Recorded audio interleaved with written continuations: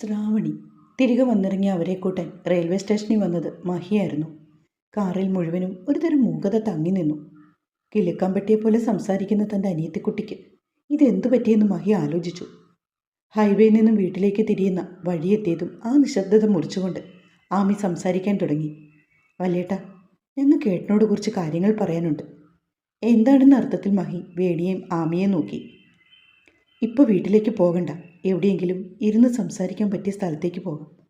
ആമി പറഞ്ഞതും മഹി നേരെ വണ്ടിയെടുത്ത് ബീച്ചിലേക്ക് പോയി. അവിടെ എത്തിയതും വീണ്ടും നിശബ്ദത തളം കെട്ടി നിന്നു.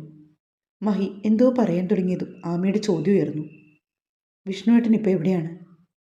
മഹി ഒട്ടും പ്രതീക്ഷിക്കാത്ത ആമിയിൽ നിന്നുള്ള ചോദ്യം അവനെ അക്ഷരാർത്ഥത്തിൽ ഞെട്ടിച്ചു. വിഷ്ണുവോ? അവൻ സ്റ്റേറ്റ്സിൽ തന്നെയാണ്.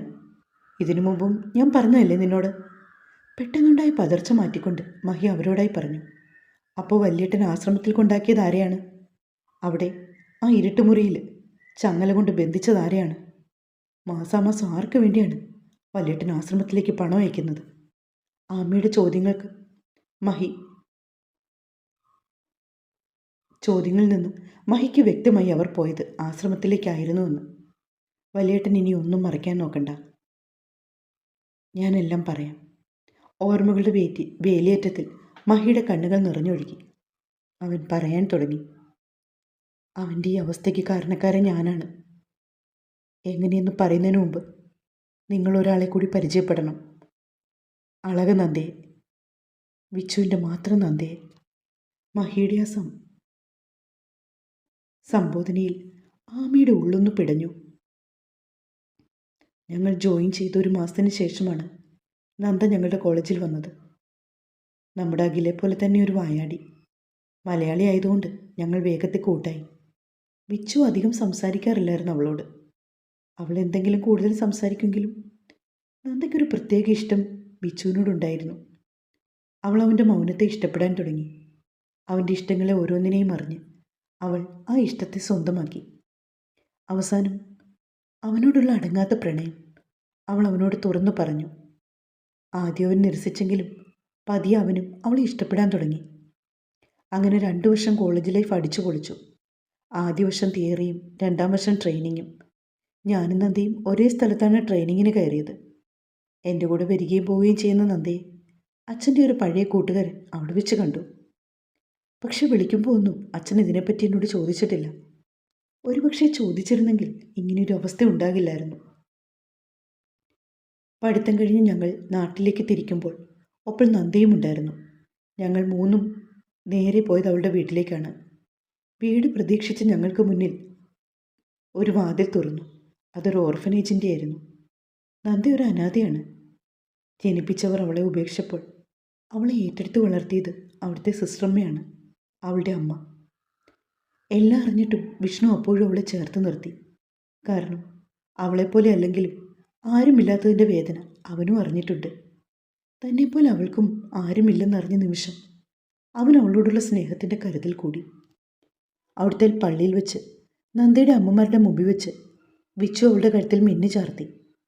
അവളെയും കൂട്ടി ഞങ്ങൾ അവിടുന്ന് തിരിച്ചു. ഞങ്ങൾ ഇങ്ങോട്ടേക്കായിരുന്നു വരാൻ തീരുമാനിച്ചത്. അവൻ്റെ പെണ്ണിനെ ആദ്യം അവൻ്റെ ശ്രീകുട്ടിയെ കാണിക്കണമെന്നായിരുന്നു ആഗ്രഹം. നേരെ ഒരുപാട് വൈകി.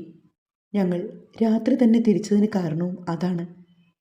കളിയും ചിരിയുമൊക്കെയായി ഞങ്ങൾ യാത്ര തുടങ്ങി. കുറച്ച് ദൂരം കഴിഞ്ഞതും ഞങ്ങളുടെ വണ്ടി കുറേ പേർ തടഞ്ഞു നിർത്തി. എന്നെയും വിഷ്ണുവിനെയും പിടിച്ചു വെച്ച് ഞങ്ങളുടെ മുന്നിലിട്ട് അവളെ ജീവനോടെ കത്തിച്ചു. ആ ഷോക്കിലാണ് വിഷ്ണുവിൻ്റെ ഇപ്പോഴത്തെ അവസ്ഥ വന്നത്. മനോനില കൈവിട്ട വിഷ്ണു അതിലൊരുത്തിനെ കുത്തി വീഴ്ത്തി. അതോടെ കൂടെയുള്ളവർ ഓടി. ഞാൻ എന്തറിയാതെ എന്ത് ചെയ്യണമെന്നറിയാതെ നിന്നു. പെട്ടെന്ന് വിഷ്ണു അവൻ്റെ ഫോൺ ബെല്ലടിച്ചത്. ഞാൻ വെപ്രാളപ്പെട്ട് ഫോണെടുത്ത് നോക്കിയതും ഞാൻ ആകെ സ്തംഭിച്ചു പോയി. പെട്ടെന്ന് ആ നമ്പറിൽ നിന്നും തുടരെ കോൾ വന്നു. വടക്കെഴുത്തെ ശ്രീധരൻ്റെ നമ്പർ. സ്വന്തം മകനെ മനസ്സിലാകാതിരിക്കുമോ? അത് അച്ഛനാകരുതെന്ന് മനസ്സൊരുക്കി പ്രാർത്ഥിച്ചാണ് ഫോൺ എടുത്തത്. ഒരൊറ്റ നിമിഷം കൊണ്ട് എൻ്റെ എല്ലാ പ്രതീക്ഷകളും തകിടം മറിഞ്ഞു. നന്ദയെ ഞാനാണ് പ്രണയിക്കുന്നതെന്ന് കരുതി അച്ഛൻ ചെയ്തതാണ്. അടുത്ത ദിവസം വിഷ്ണുവിൻ്റെയും നന്ദയുടെയും വിവാഹം രജിസ്റ്റർ നടത്താൻ തീരുമാനിച്ചിരുന്നു. അത് വീട്ടിലറിഞ്ഞു. അച്ഛനും അച്ചാച്ചനും കരുതി ഞാനാണ് നന്ദിയെ വിവാഹം കഴിക്കാൻ പോകുന്നതെന്ന്. ഒരനാഥപ്പെണ്ണിനെ മരുമകളാക്കാൻ അവർക്ക് കുറച്ചിൽ. പിന്നങ്ങോട്ട് വാശിയായിരുന്നു. പണത്തിനും അന്തസ്സിനും വേണ്ടി അവർ ഇല്ലാതാക്കിയ ജീവിതങ്ങൾക്ക് എൻ്റെ ജീവിതം തകർന്നത് കണ്ട് അവർ നോവുന്നത് കാണാൻ. അവൻ്റെ കണ്ണുകൾ ചുവന്നു, വാക്കുകൾ ഉറച്ചതായിരുന്നു. എല്ലാം കേട്ട് ആമി തകർന്നു പോയിരുന്നു. വേണി ആവുന്നതും അവളെ പറഞ്ഞ് സമാധാനിപ്പിക്കാൻ ശ്രമിച്ചു. മഹി കാര്യമറിയാതെ പകച്ച് ആമിയെ നോക്കുകയായിരുന്നു. വേണി തന്നെ മഹിക്ക് പറഞ്ഞു കൊടുത്തു ആമിക്ക് വിഷ്ണുവേട്ടൻ ആരായിരുന്നുവെന്ന്. ആമിയുടെ സങ്കടം മഹിയെ വീണ്ടും തളർത്തി. അവർ 3 പേരും തിരിച്ചു വടക്കെഴുത്തു പോയി. വേണി മുറിയുടെ വാതിൽ തുറന്നതും മദ്യത്തിൻ്റെ രൂക്ഷഗന്ധം മൂക്കിലേക്ക് അടിച്ചു കയറി. മുറിയുടെ ഒരു മൂലയിൽ ചേർന്നിരുന്ന് കുപ്പിയോടെ മദ്യം വായിലേക്ക് ഒഴിക്കുന്ന മഹി. വേണി സങ്കടത്തോടെ വന്ന് അവൻ്റെ കയ്യിൽ നിന്നും മദ്യക്കുപ്പി പിടിച്ചു വാങ്ങി. അവനോളെ കൂർപ്പിച്ചു നോക്കി. മഹി പ്രയാസപ്പെട്ട് എഴുന്നേറ്റ് നിന്നു. അവൾക്കരികിലേക്ക് അവൻ നടന്നു നീങ്ങി. അവൻ അടുക്കുംതോറും പുറകിലേക്ക് നീങ്ങി ചുവരിനോട് ചേർന്ന് നിന്നു. അവൾക്ക് വ്യക്തമായി അറിയായിരുന്നു അവനിപ്പോൾ ഭരിക്കുന്നത് ഉള്ളിൽ കിടക്കുന്ന മദ്യമാണെന്ന്. അതുകൊണ്ട് തന്നെ മഹിയുടെ കയ്യിൽ നിന്നും ഒരടി പ്രതീക്ഷിച്ച് വേണി മുഖം ഒരു വശത്തേക്ക് ചെരിച്ചു. അവളുടെ കവളിൽ കുത്തിപ്പിടിച്ച് അവളുടെ മുഖത്തേക്ക് മഹി തൻ്റെ മുഖം അടുപ്പിച്ചു. വിറയ്ക്കുന്ന അവളുടെ അധരങ്ങളെ അവൻ വന്യമായി സ്വന്തമാക്കി. ആദ്യ ചുംബനം. വേണിയുടെ കണ്ണുകൾ നിറഞ്ഞൊഴുകി. മഹി അവളിൽ നിന്ന് അകന്നു മാറിയപ്പോൾ വേണിയുടെ ചുണ്ടു പൊട്ടിയിരുന്നു. അതിൽ നിന്നും രക്തം കിനിയുന്നുണ്ടായിരുന്നു. അവൾക്ക് നന്നായി നീറിപ്പോയിഞ്ഞു. ഇത് ഓർമ്മയിലിരിക്കട്ടെ. ഇനി നീ എൻ്റെ കാര്യത്തിൽ ഇടപെടരുത്. ഭാര്യ ഉദ്യോഗം ഈ 4 ചുമരുകൾക്കു അപ്പുറം ഇതിനകത്തു വേണ്ട. മനസ്സിലായോ? വേണി തലകുനിച്ച് തന്നെ നിന്നു. മഹിയുടെ മുഖത്തേക്ക് നോക്കാൻ അവൾക്ക് ധൈര്യമുണ്ടായിരുന്നില്ല. മഹി വാതി തുറന്ന് പുറത്തേക്കിറങ്ങി ബാൽക്കണിയിലേക്ക് നടക്കുന്നു. അവൻ അവിടെയുള്ള ചോരൽ കസേരയിലിരുന്നു. ഇല്ല വിച്ചു, എനിക്കവളെ ഒരിക്കലും എൻ്റെ ഭാര്യയെ കാണാൻ കഴിയുന്നില്ല. പക്ഷെ എന്തോ ഒന്ന് അവളിലേക്ക് അടുക്കും പോലെ. ഇല്ല, ഈ മഹാദേവന് ഒറ്റ പെണ്ണേ ഉള്ളൂ. അത് നിൻ്റെ ശ്രീകുട്ടിയാണ്, എൻ്റെ ശ്രീ. ആ സ്ഥാനത്ത് വേറൊരു പെണ്ണിനെ കാണാൻ എന്നെക്കൊണ്ട് കഴിയില്ല. മഹി കണ്ണുകൾ അടച്ചു. വിച്ചുവിൻ്റെ ഓർമ്മകൾ അവൻ്റെ മനസ്സിലേക്ക് കടന്നു വന്നു. ഡാ മഹി, എനിക്കൊരു അനിയത്തിക്കുട്ടിയുണ്ട്, എൻ്റെ ശ്രീകുട്ടി. മഹി സംശയത്തോടെ വിഷ്ണുവിനെ നോക്കി. നീ നോക്കണ്ട, അച്ഛനും അമ്മയും എന്നെ തനിച്ചാക്കി അവളെയും കുട്ടി അങ്ങ് പോയില്ലേ. ഇപ്പോൾ എൻ്റെ ശ്രീകുട്ടിയുടെ സ്ഥാനത്തെ ഒരനീത്തിക്കുട്ടിയുണ്ട്. വർഷങ്ങൾക്ക് മുമ്പ് എനിക്ക് കിട്ടിയ നിധിയാണ് എൻ്റെ ഈ ശ്രീകുട്ടി.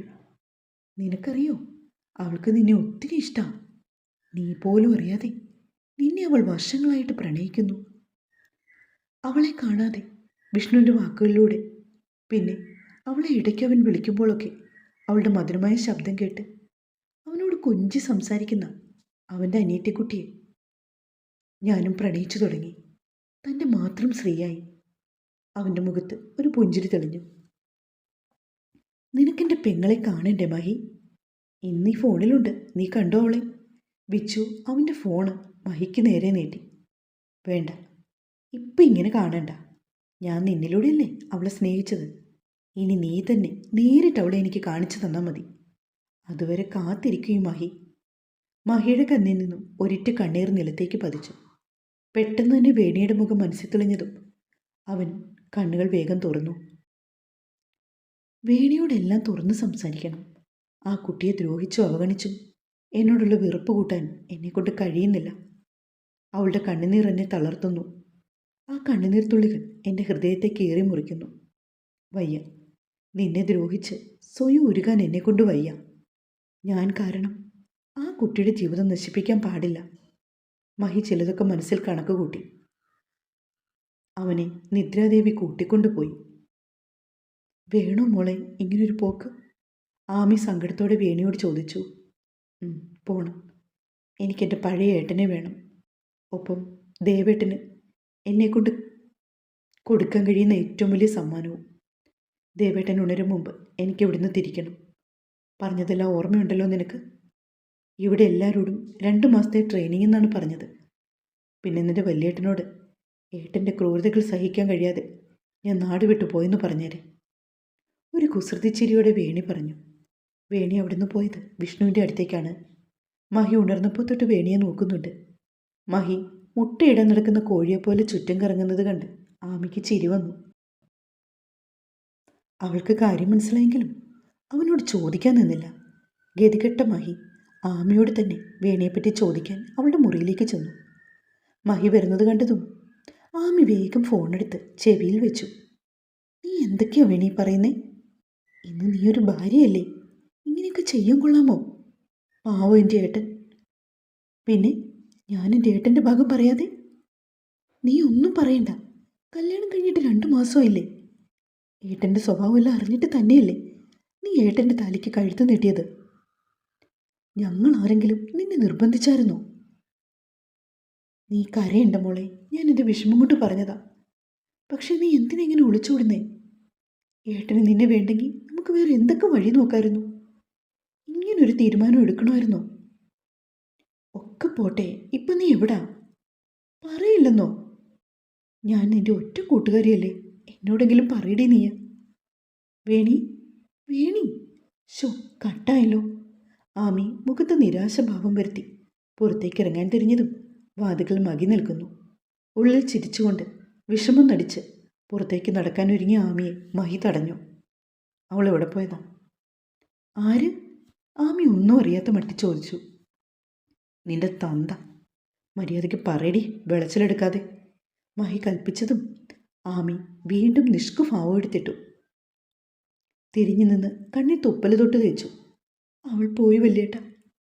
വല്യേട്ടൻ്റെ നന്മയെ കരുതി അവൾ ഈ നാടും വീടും വിട്ടോക്ക് എല്ലാം ഉപേക്ഷിച്ചു പോയി. ഇനി അവർക്കൊരു തിരിച്ചുവരവില്ലെന്നാണ് ആമി പറഞ്ഞത്. അതും പറഞ്ഞ് ആമി മഹിയുടെ നെഞ്ചിലേക്ക് വീണു. ഈശ്വര, കയ്യിന്ന് പോകല്ലേ. അഭിനയിച്ച് കുളമാക്കിയോ?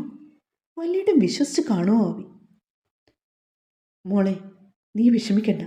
വല്യേട്ടൻ മോളുടെ കൂട്ടുകാരിയെ കണ്ടുപിടിച്ച് കൊണ്ടുവരുന്നുണ്ട്. മഹി ആമിയെ തലയിൽ തഴുകിക്കൊണ്ട് പറഞ്ഞു. വല്യേട്ടൻ വിശ്വസിച്ചോ? ശോ, എന്നെക്കൊണ്ട് എനിക്ക് തന്നെ വയ്യ. ഞാൻ ഇത്ര വലിയ കലാകാരിയായിരുന്നു. മഹി പേടിയെ തന്നാലാവുന്ന വിധം എല്ലാം തിരക്കി നോക്കി.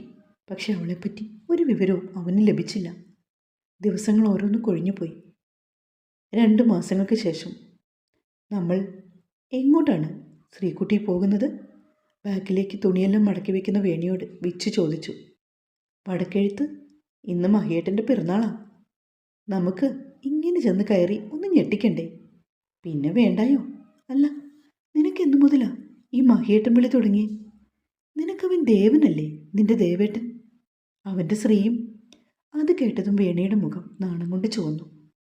വടക്കെഴുത്തിന്ന് ആമയുടെ നിർബന്ധത്തിന് വഴങ്ങിയാണ് മഹിയുടെ പിറന്നാൾ ആഘോഷിക്കാൻ മനസ്സില്ലാ മനസ്സോടെ സമ്മതം മൂളിയത്. മഹി കേക്ക് മുറിക്കാൻ തുടങ്ങിയതും മുറ്റത്തൊരു വണ്ടി വന്ന് നിൽക്കുന്ന ശബ്ദം. അവൻ ഉമ്മറത്തേക്ക് ചെന്നു. കാറിൽ നിന്ന് ഇറങ്ങുന്ന ആളെ കണ്ട് അവൻ ഒരു നിമിഷം സ്തംഭിച്ചു നിന്നുപോയി. തുടരും.